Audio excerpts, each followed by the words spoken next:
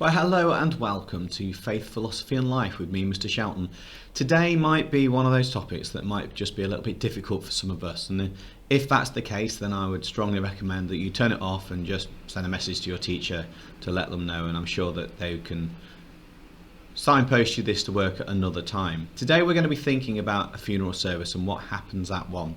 So what I'd like you to do to start off with is to write the mind map, put that in your book, leave a little gap for the title to go above it, and I'd like you to write down what you already know that happens in a funeral service.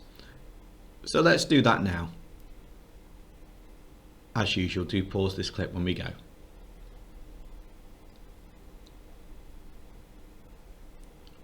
Okay, so with all of that down, and hopefully you've got some idea of what happens at a funeral, here's our cheesy intro music.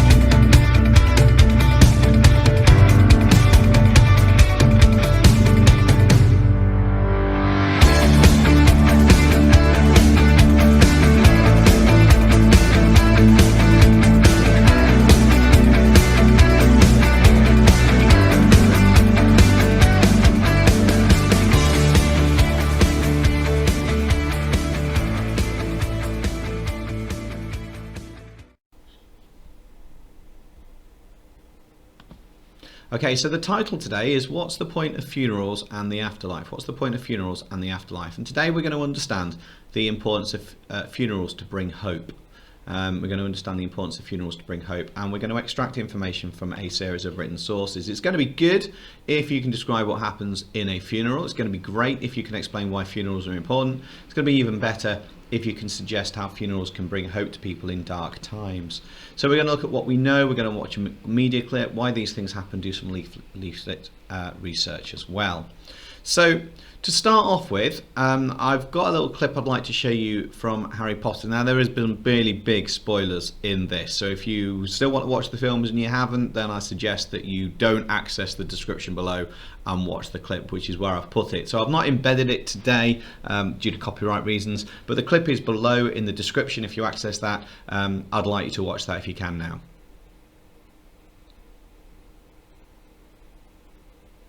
Okay, so I'm assuming now that you've either watched it or you've decided not to watch it. We said it would be good if we describe what happens in a funeral. Well, there you've seen Dobby, and it was very, very sad, I know. But let's think about why have a funeral. We're still continuing with a mind map. This is the why do we do it, and this is from Ascension Presents, and I've got a clip. I'm going to play this to you. I'd like you to make some notes while this is on.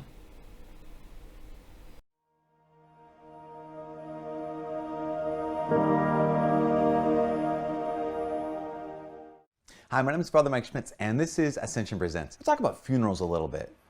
Here's one of the reasons I want to talk about funerals is because I've been to a number of funerals in my life, and maybe you've been to a lot of funerals in your life as well, and maybe you've been to none or very few. But the big question that I would kind of ask and want to answer is, what's the point of a Catholic funeral? Like, why do we do it? Like, what's the goal? Because a lot of times we look at it and we say, like, you know, the funeral, that's where you get to say goodbye. It's where you get some closure. Third reason, we get together to celebrate the life of that person. But those three reasons, to say goodbye, to have closure, to celebrate their life, they're not the actual reasons why we have a Catholic funeral. In fact, I don't know if you caught it, but former Justice Antonin Scalia, his son, Father Paul Scalia, is a priest, Father Paul Scalia.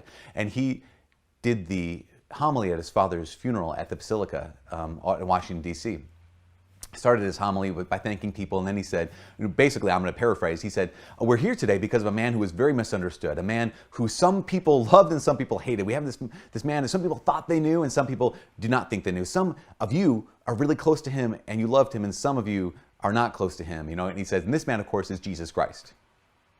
The audience was kind of like, the congregation was like, whoa, what? We thought you were talking about your dad. And he was like, no, we're here because of Jesus. That's the number one reason for a Catholic funeral. We're there to worship Jesus. We're there to worship God. The whole point of the Catholic funeral is not to canonize the person who died. You know, a lot of times that's how it goes, right? They're in heaven now. Like, well, we don't know that. We have no idea if they're in heaven now. Only God can judge. And isn't that interesting that when it comes to like judging people in a negative way, we're like, hey, don't do that. But when it comes to judging people in the positive way, they're in heaven now. No one says, don't do that. So the funeral role is not to canonize the person, to say they're a saint now, they're in heaven now. It is, number one, to worship God. Number two is to thank God for his mercy. I mean, it's remarkable that we get to come into God's presence, that if you're a Catholic Christian, that you get to walk into God's presence, you get to actually worship him, that we get to go to confession. Like whenever we need our Lord's mercy, he is there with his mercy.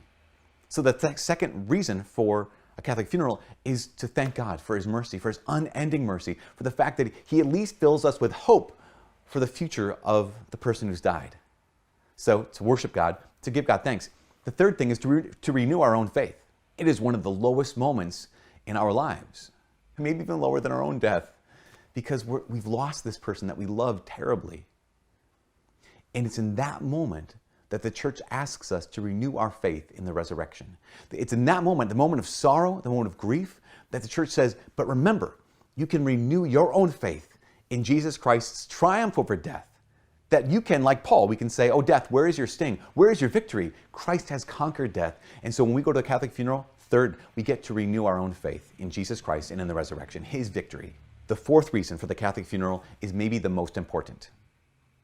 We're there to pray for the person. We're there to intercede for the one who's died.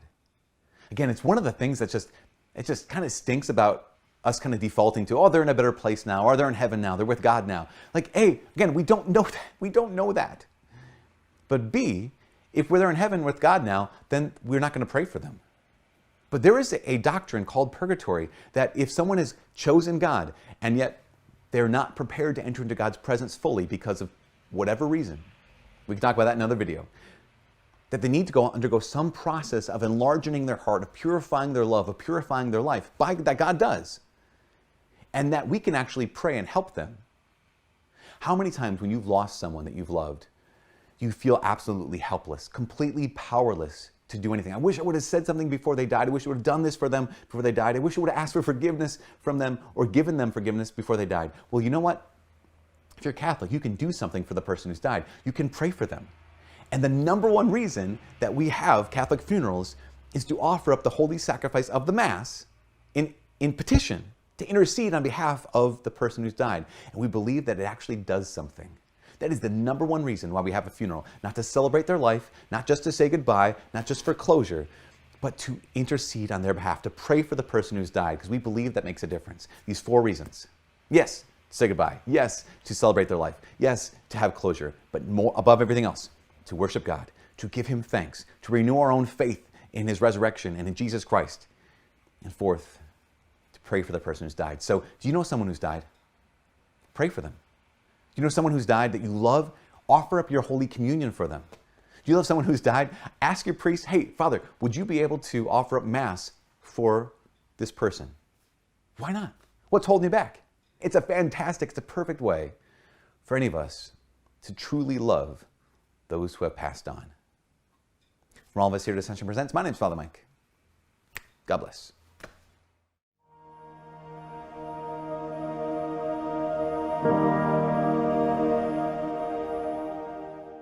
I was really talking fast during that one, wasn't I? It's a vicious cycle. And I start talking faster and keeps going faster and faster and faster, and it feels like Willy Wonka on that weird ride.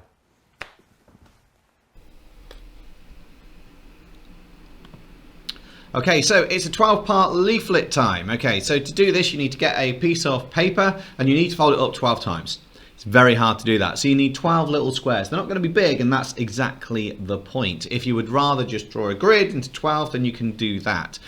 When you've done that, in the description below there is a link to a information pack which I've put in there that goes through what happens at a funeral and why it happens. I'd like to summarise each of those pages down into one of those little boxes. They are only small. You might want to put a little picture with it. It's entirely up to you.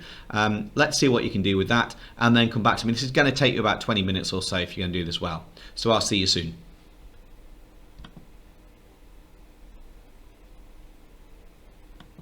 Okay, so we said it'd be good if we could describe what happens in a funeral. Hopefully now we've got quite a lot of information about that. Great if you could explain why they're important, and even better if we can talk about how they bring hope. And that's really where we're going with this. So we're going to look at a D-style question. Now, my suggestion to you is to use fame or farmy for, against, rebuttal, or my opinion, and if everyone. You don't have to use that. That's just my methodology for answering a D question. And the question is this: funerals only benefit the living. Funerals only benefit the living. Doing everything you've looked at today, I'd like you to come up with an argument why that would be the case, an argument why that might not be a case, what you think, and if everyone agreed with you or the statement, what would happen. It's 15 marks, it's 15 minutes. You need to put some biblical quotes in or some sources of evidence or authority using the work that you have done today. So I'm going to leave it there today. It's only a short one from my input, but there's been a lot of work from your input. So thanks for your time. Please get this question done. Please get this sent across to your teachers. We would need to mark this one because it's obviously quite an important piece. All the best, take care, and I'll see you soon.